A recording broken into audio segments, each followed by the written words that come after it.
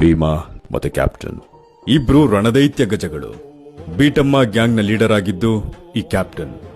ಅವನ ಕಂಟ್ರೋಲ್ನಲ್ಲಿದ್ದು ಬಿಕ್ಕೋಡು ಭಾಗ ಮತ್ತೆ 3 ಹೆಣ್ಣಾನೆಗಳು.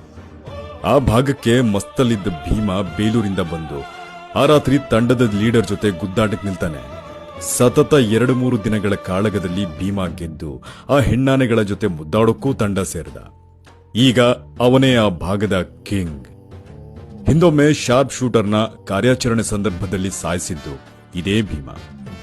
ಇವನು ಬೇಲೂರಿಗೆ ಬಂದಿದ್ದು 2015-16 ಆಸುಪಾಸಿನ ನವೆಂಬರ್ ತಿಂಗಳಲ್ಲಿ. ಅವಾಗ್ಲೂ ಮಸ್ತಲ್ಲಿದ್ದೇ ಬಂದಿದ್ದ. ಕ್ಯಾಪ್ಟನ್ ಬಂದಿದ್ದು 2019ರಲ್ಲಿ.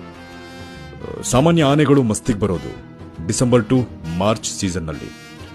ಹಾಗೆ ಬಂದು ಸಕಲೇಶ್ಪುರ ಭಾಗದ ಕಾಡಲ್ಲಿ ಸೆಟ್ಲ್ ಆಗ್ತಾನೆ ಈ ಭೀಮಾ ಮಸ್ತಿಗೆ ಬಂದ್ರೆ ಮಾಮೂಲಿ ಆನೆಗಳಿಗಿಂತ 3-4 ಪಟ್ಟು ಹೆಚ್ಚು ಬಲಶಾಲಿ ಆಗ್ತಾನೆ.